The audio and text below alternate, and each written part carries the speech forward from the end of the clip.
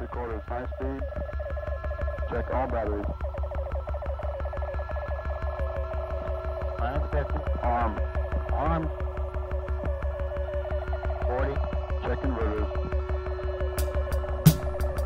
Minus 30 seconds. Check the arm.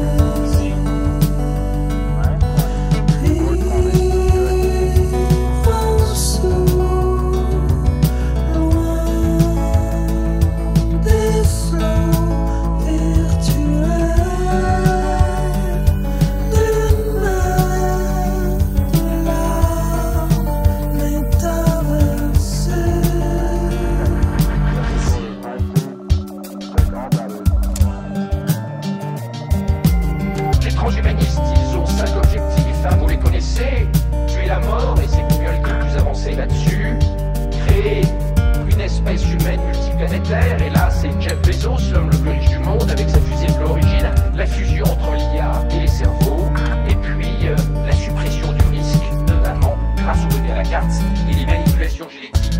Les 3 premières manipulations génétiques sur des bébés en Chine qui ont eu lieu cet automne en sont les prémices. Je t'envoie ce message du futur. Ici, on est heureux. La dictature numérique rationalisée est OK. La commercialisation des corps de culture a commencé. Les démocraties progressistes construisent toujours des murs. Les réfugiés sont repoussés dans le cyberchaos. On peut maintenant dire que les post-humains génétiquement modifiés sont métastabilisés. Mon premier fils est né à l'ancienne dans un utérus artificiel, mais on a commandé le second. On veut qu'il soit porté par un clone cyborg et il paraît que c'est le top. On voudrait qu'il soit ingénieur, mais c'est cher. Sinon il sera comme nous, un passif, au revenu universel alloué aux habitants des cités du Nord. Ce qui est sûr, c'est qu'il sera bleu, aux yeux jaunes. Je pense qu'on le connectera au métaverse dès l'éclosion, voire même intra-utéro. Son clone est équipé pour. Sinon, comme prévu, la minorité augmentée a mis la majorité diminuée au service de sa jouissance. Les tyrans humanistes ont fait le job. Singularité atteinte dans 3, 2,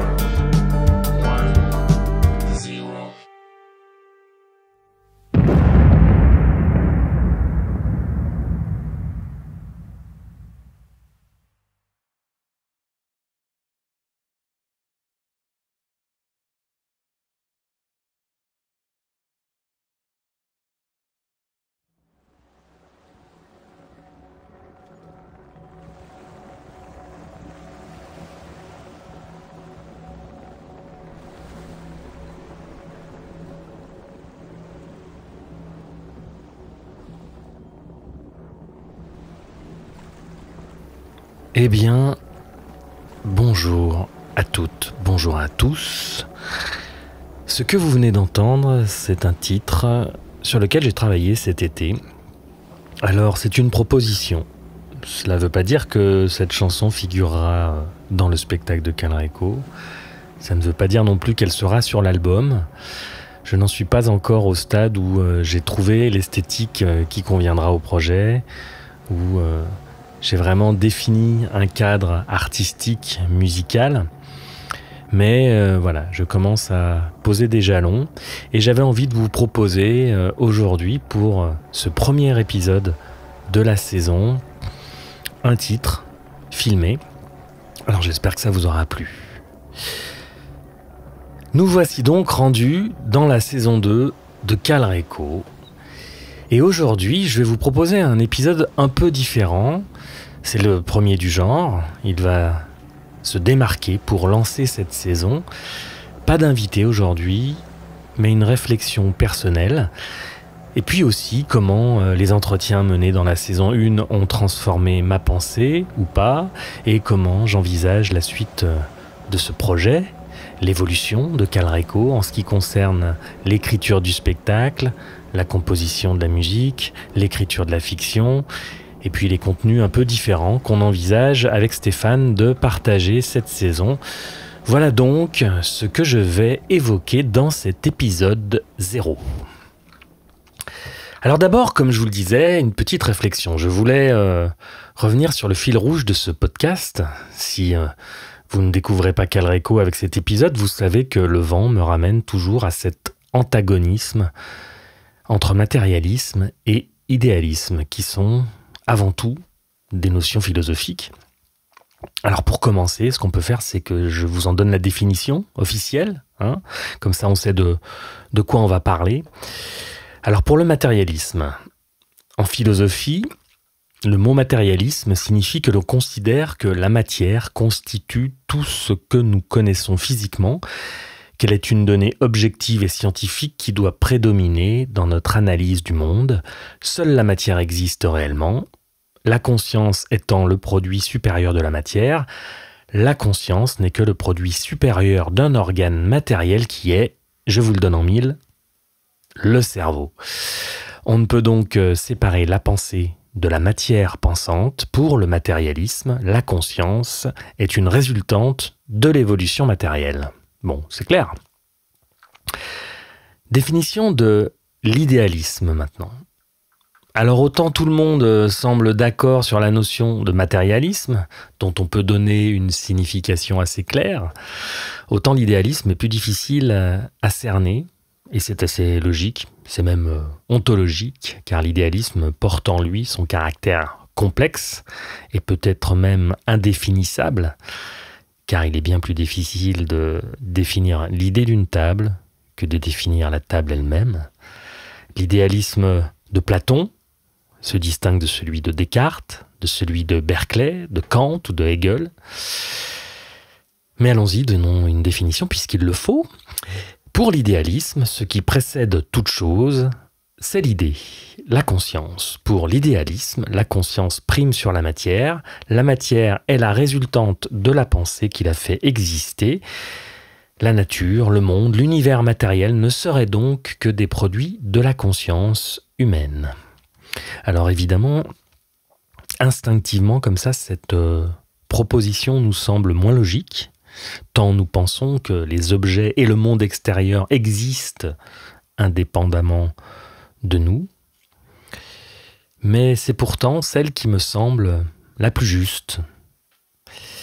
Et c'est pourquoi j'ai envie, à travers ce podcast, d'en parler, pour proposer à chacun de réfléchir à trouver cet équilibre entre idéalisme, spiritualisme et matérialisme, rationalisme. Alors, on vient de définir l'idéalisme, mais il faudrait aussi définir ce qu'est la conscience, ce qu'est une idée, ce qu'est la pensée.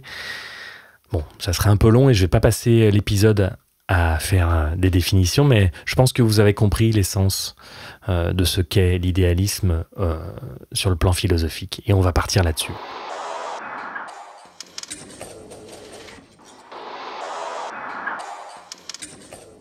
Plus largement, à travers ce projet, j'ai envie d'explorer la relation d'équilibre entre ces deux pôles qui sont à la source de deux visions du monde, qui devraient être complémentaires, et qui finalement sont les deux faces d'une même pièce, mais qu'on oppose depuis la nuit des temps.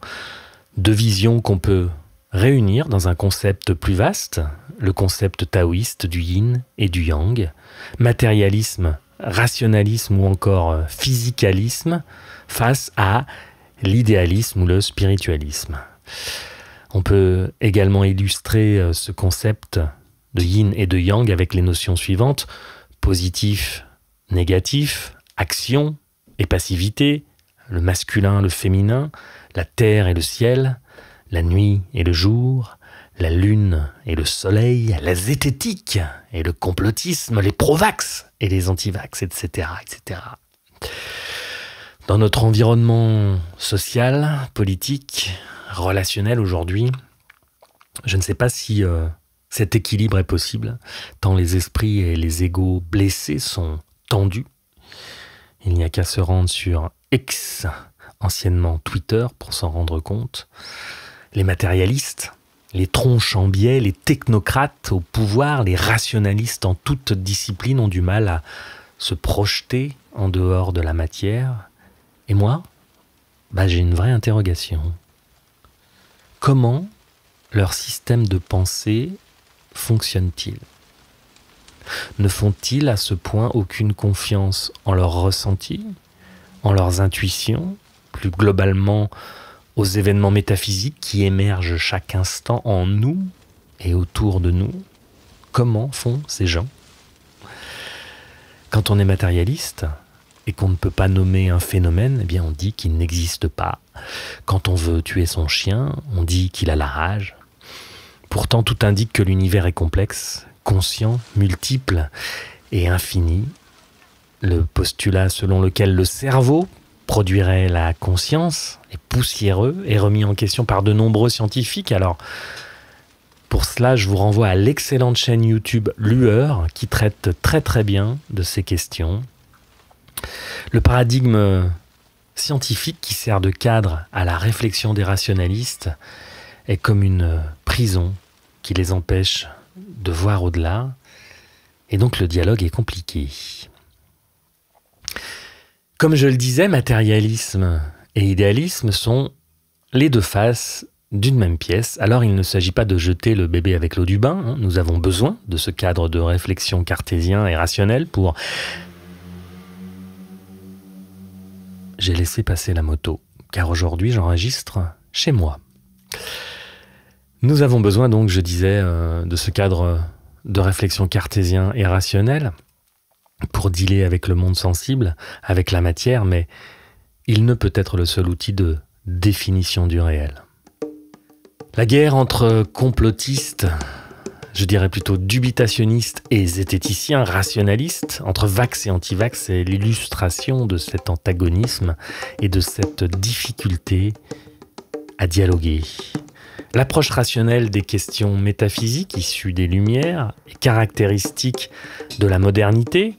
Le règne de la raison atteint aujourd'hui ses limites. La physique quantique, le développement de certaines médecines alternatives, l'essor du développement personnel, les courants spirituels en tout genre montrent que l'être humain se tourne à nouveau vers le sacré et qu'il a besoin de sens, ce que la science ne propose pas, car la science tente de répondre au comment, mais pas au pourquoi. L'époque qui s'en vient annonce ce besoin que nous avons de nous frotter à nouveau à l'incommensurable, et le monde matérialiste résiste de toutes ses forces. Il ne s'agit pourtant pas d'abandonner le savoir, mais de comprendre et d'accepter qu'on ne peut pas tout connaître, de retrouver un peu d'humilité et d'accepter notre insignifiance face à la vastitude de l'univers.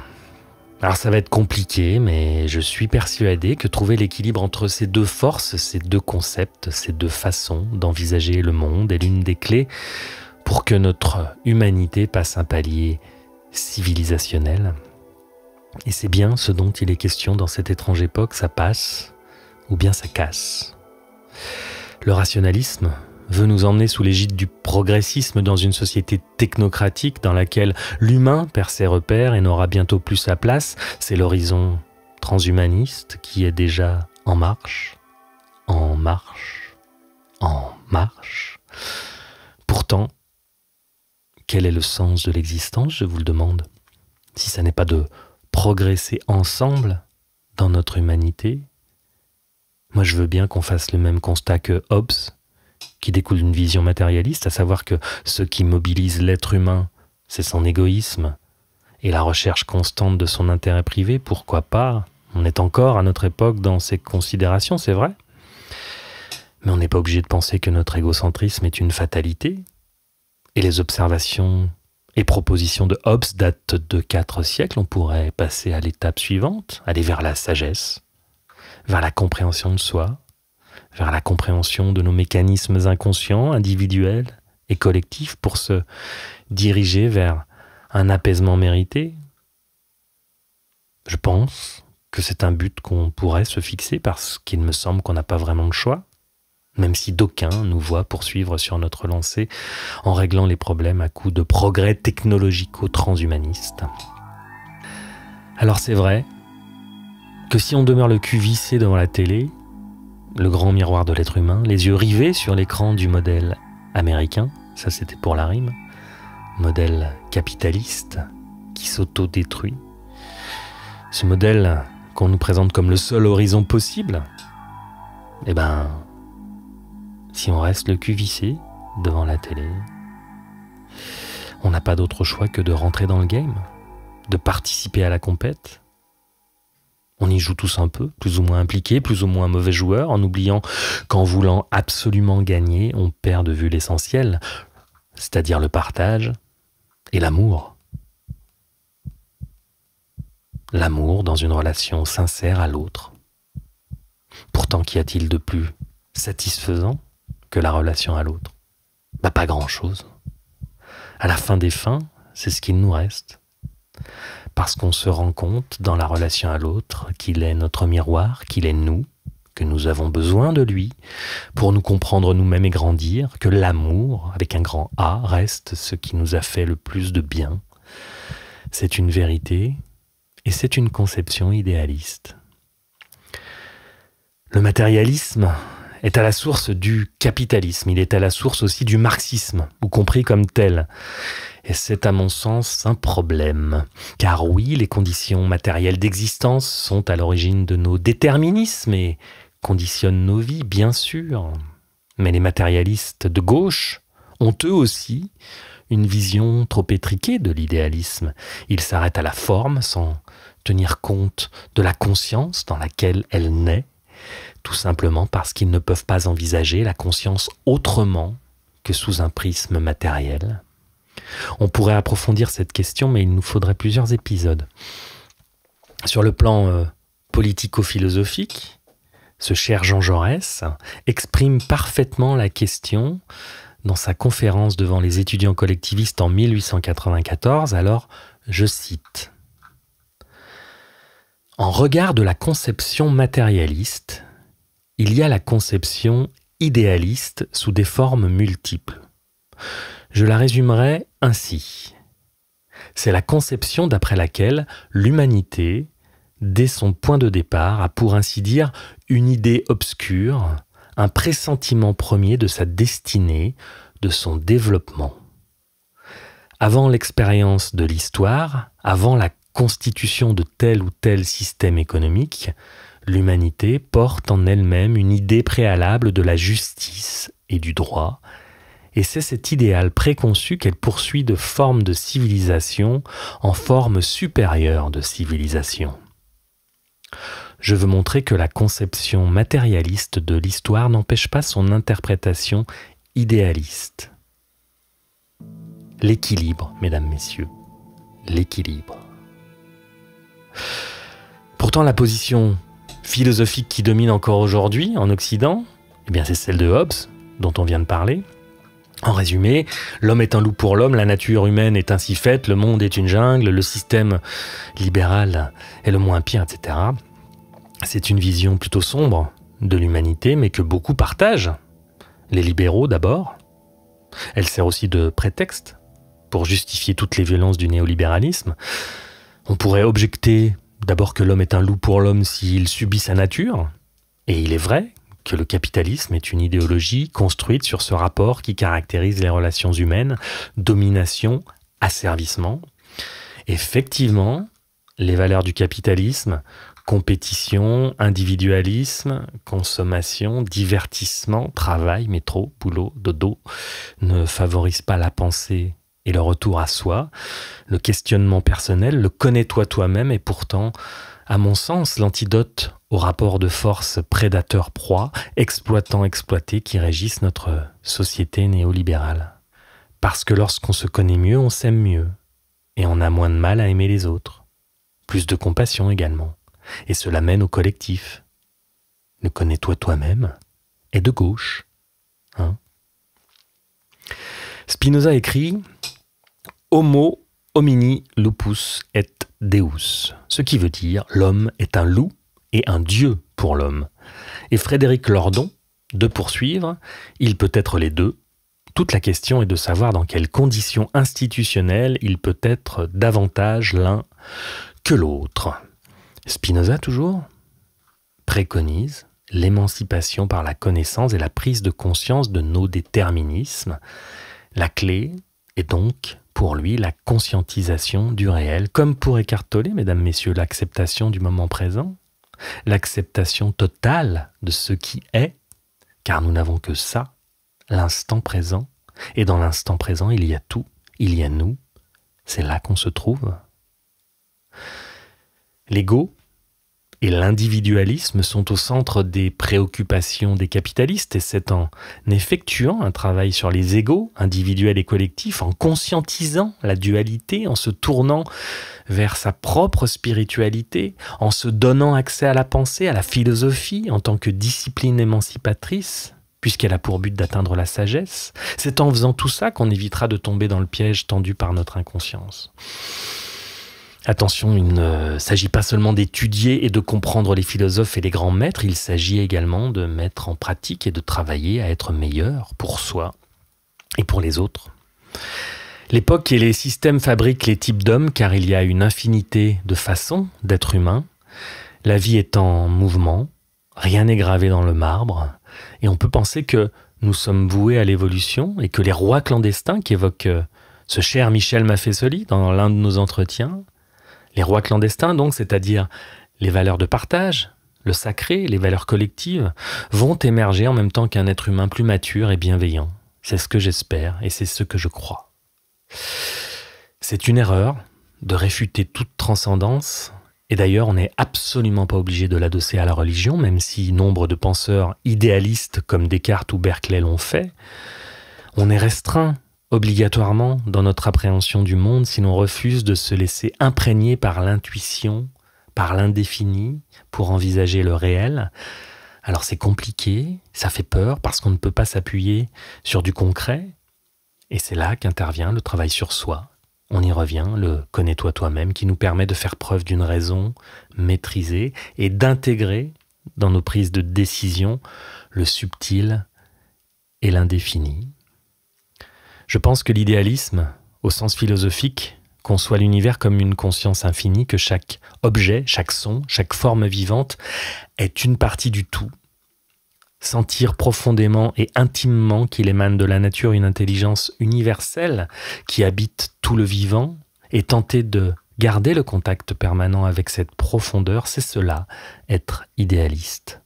L'être humain est une constituante d'un super-organisme humain qui lui-même fait partie d'un super-organisme terrestre, qui lui-même fait partie d'un système solaire, d'une galaxie, de l'univers. Et puis on peut faire le chemin inverse, jusqu'aux particules qui sont l'objet d'études de la physique quantique, dans laquelle il est question d'ondes et de champs de probabilité infinis, de particules isolées qui, lorsqu'elles sont observées, s'incarnent et se figent. Mais on y reviendra certainement. Le matérialisme voit l'individu comme un objet séparé du tout, avec ses limites physiques, et cela restreint la conceptualisation philosophique de l'univers et aussi celle à plus petite échelle de nos sociétés. C'est pourquoi, même si je partage un grand nombre de ces valeurs, j'ai souvent du mal à communiquer avec cette gauche matérialiste, la gauche purement marxisante, parce que, d'un certain point de vue, elle antagonise. Pour conclure, comment peut-on être purement rationaliste ? La raison n'est qu'un outil. La raison ne peut prendre forme que sur un fond d'irrationalité. Comment ne peut-on pas comprendre cela ? Le monde est fou, mesdames, messieurs, c'est fou que je sois là, en train de vous parler, c'est complètement absurde, c'est irrationnel. Quel est le sens de tout ça ? Posons-nous la question, qui suis-je ? Qu'est-ce que je fais là ? Cette question nous pose face à une abyssale incompréhension que ni la science, ni la raison ne peuvent éclairer. Tout cela m'amène à considérer que le seul enjeu, pour aller vers un futur enviable, c'est de trouver cet équilibre entre ces deux visions du monde. Cet équilibre se nomme post-matérialisme.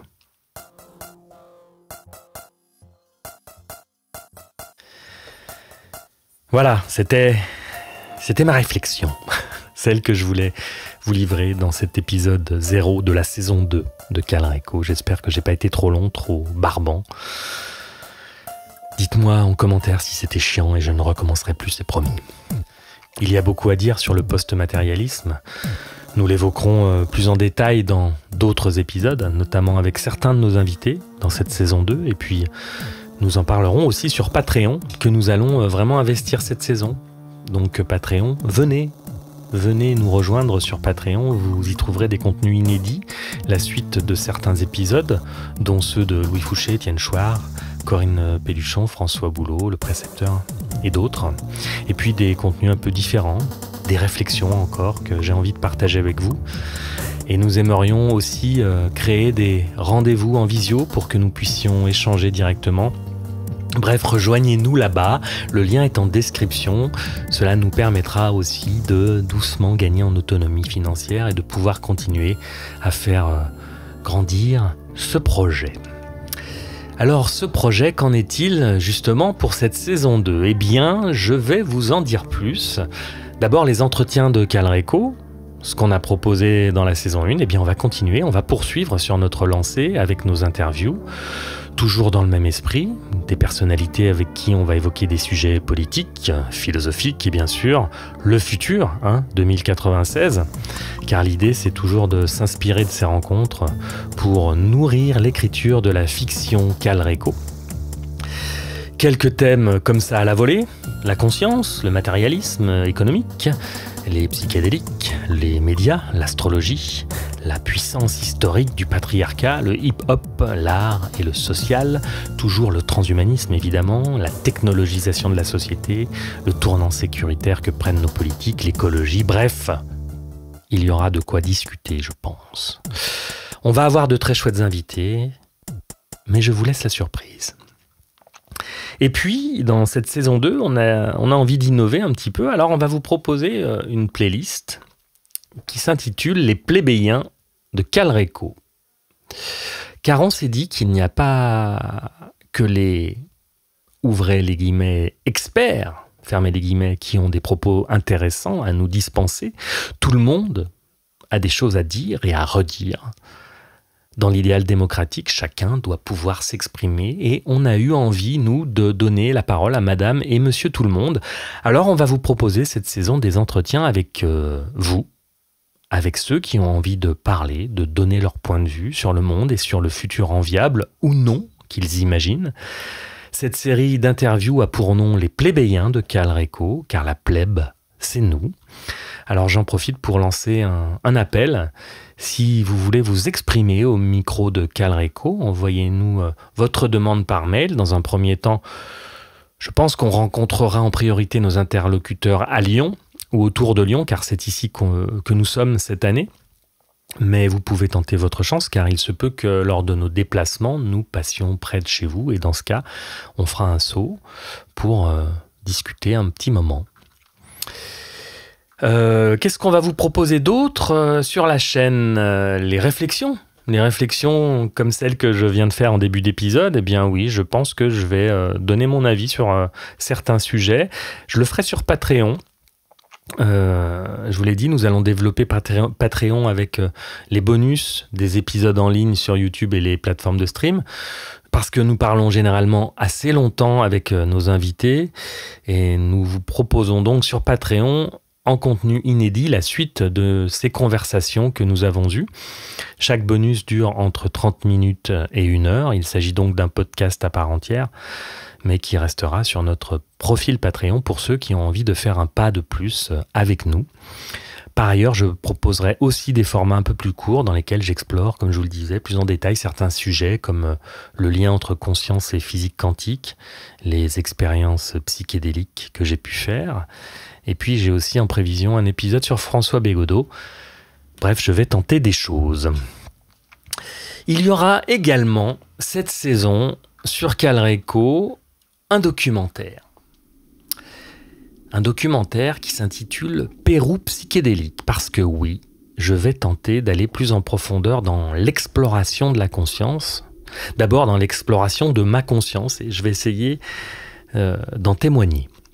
Je vais rencontrer dans un premier temps plus de personnes qui vont peut-être nous amener leur éclairage sur leur vision du post-matérialisme ou de l'idéalisme. Je dis souvent que pour moi, le travail sur soi, le connais-toi toi-même est important. Alors je vous ferai part des expériences concrètes que je peux faire pour progresser dans la connaissance de qui je suis.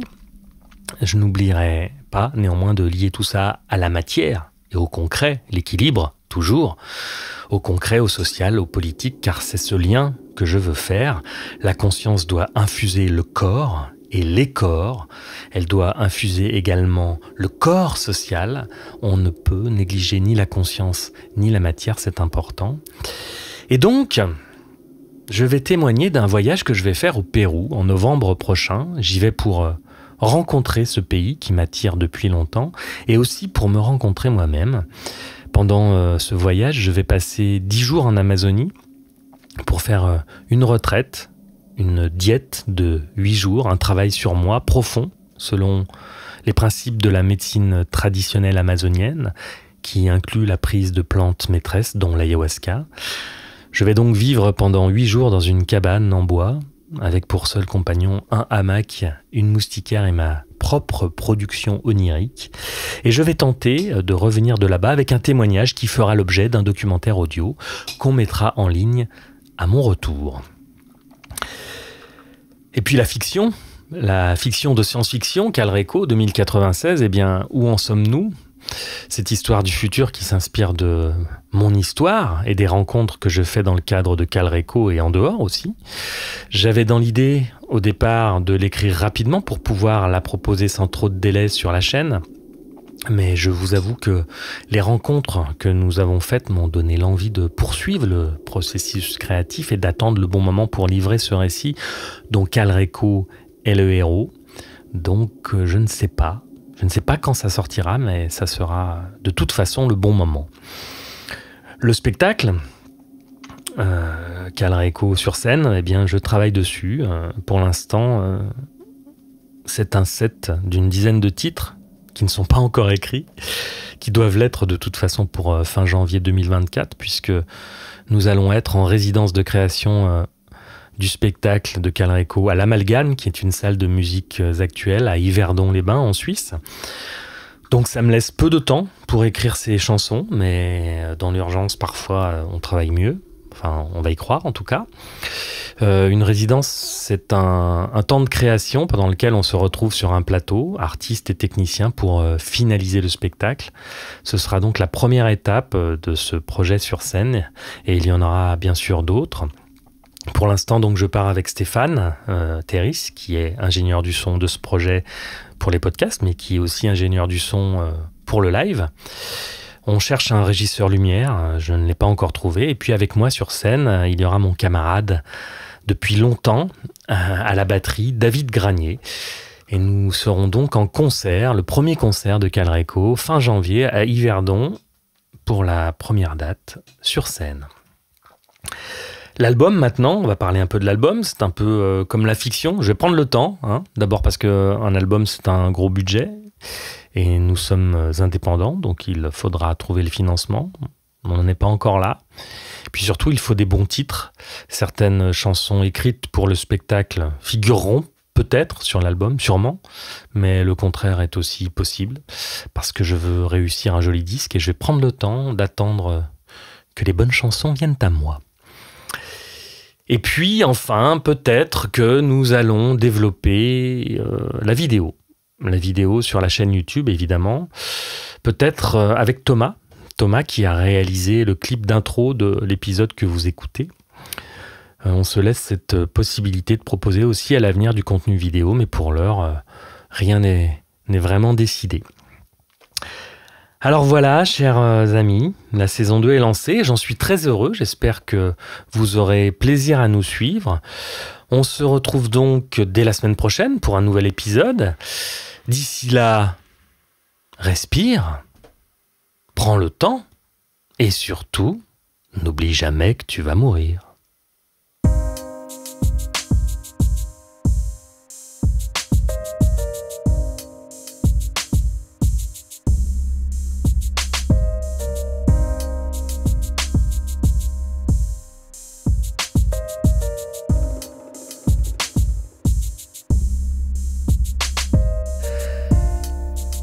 Nous avons choisi de ne pas monétiser nos contenus parce que dans notre idéal, nous ne souhaitons pas être dépendants des plateformes ou des annonceurs pour financer notre projet. C'est pas évident de garder cette ligne et peut-être que nous finirons par craquer, rien n'est exclu. Mais pour le moment, notre choix est de tenir cette indépendance en comptant sur votre accompagnement pour grandir et continuer à proposer du contenu que nous espérons de qualité. Nos seules sources de revenus sont donc vos dons. Si vous voulez faire un pas de plus avec nous, rejoignez-nous sur Patreon, que nous avons bien l'intention de développer cette année. Nous aimerions en faire un lieu de rencontre et de discussion avec bien sûr du contenu supplémentaire et inédit. Le lien est dans la description. Vous pouvez nous soutenir aussi via PayPal ponctuellement et bien sûr, ce qui nous aide beaucoup, ce sont vos partages, vos commentaires et vos likes sur YouTube, TikTok ou Insta, où vous pouvez aussi nous rejoindre.